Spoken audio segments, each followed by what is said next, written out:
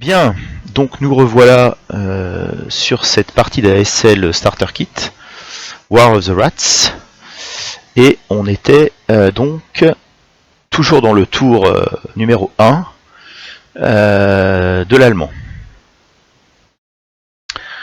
On approche de la fin puisque nous en sommes à l'advance phase. Voilà. Donc dans l'advance phase, on peut transférer entre unités les armes de soutien. Donc là, je crois que j'ai rien de spécial à faire de ce côté-là. Ensuite, on peut également, et c'est ça le plus important, avancer dans un hexagone adjacent, y compris si cet hexagone est occupé par l'ennemi. Donc c'est le moment où on peut aller au corps à corps.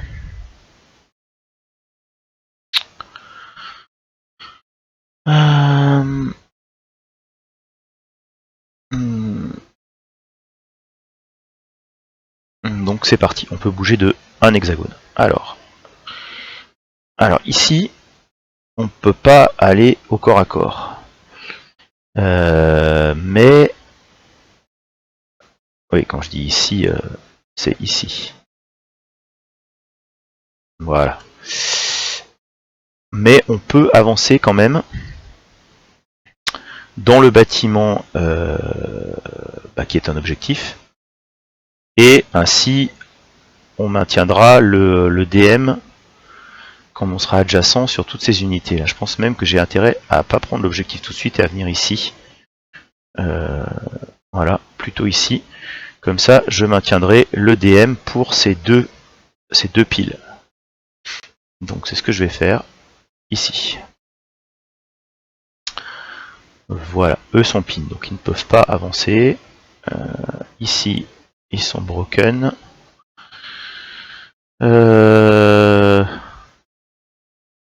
Alors, la question c'est de savoir si je bouge ici. Bon, ce serait quand même dangereux. Je vais pas le faire. Ici, on est pin. Ici, on est broken. Et c'est ici le plus intéressant. Parce que là, on va pouvoir aller au close combat. Voilà. Alors, on a tout ça, tout ce beau monde là. Donc, le close combat. On passe donc en phase de close combat, puisque... Ouais, on est bon. Donc, il faut mettre le marqueur close combat.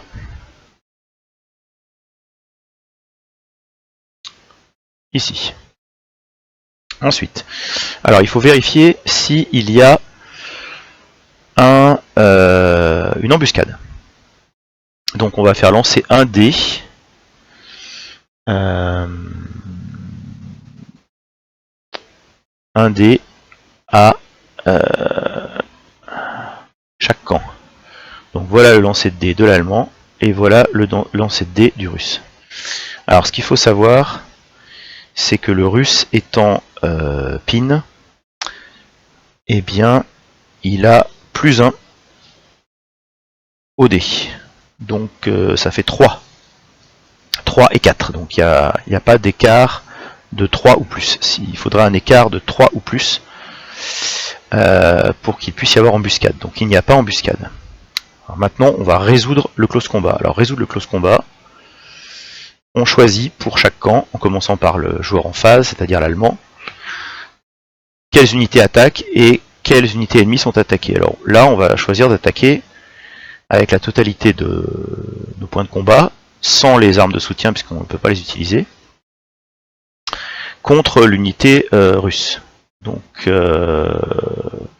on a 5 et 4, 9.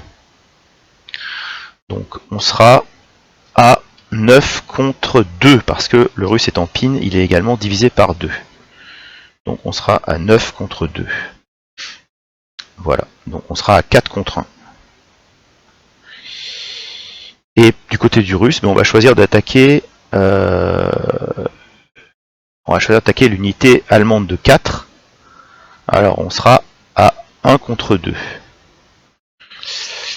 Est-ce que j'ai pas intérêt à attaquer plutôt le squad SS qui est à 5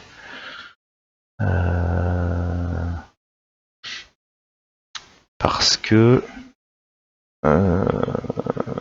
j'aurais peut-être le même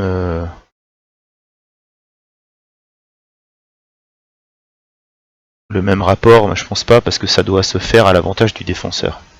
Si ça doit être le cas. Donc si j'attaque avec le 5, je serai plus à 1 contre 2, je serai à 1 contre 4. Donc il faut bien que j'attaque le 4. Donc à 1 contre 2. Voilà. Donc là, on va lancer les dés avec l'allemand. Donc l'allemand, à 4 contre 1, il faut faire 9 ou moins pour faire quelque chose. Alors on fait 10. Est-ce qu'il y a un DRM quelconque? Eh bien je ne crois pas.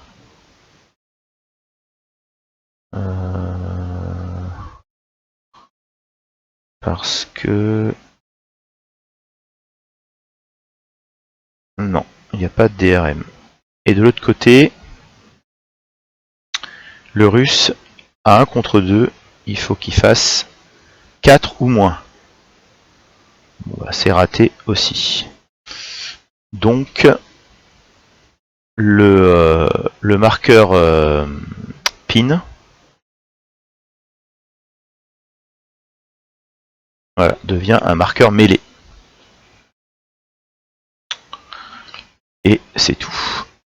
Voilà, donc là on a fini le close combat. Donc maintenant on peut enlever les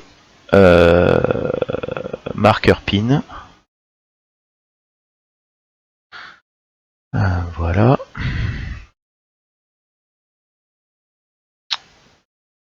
Et on peut avancer.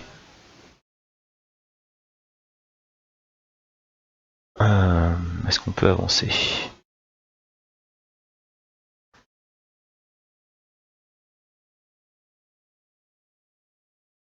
On va passer au tour russe. Voilà. Et c'est tout.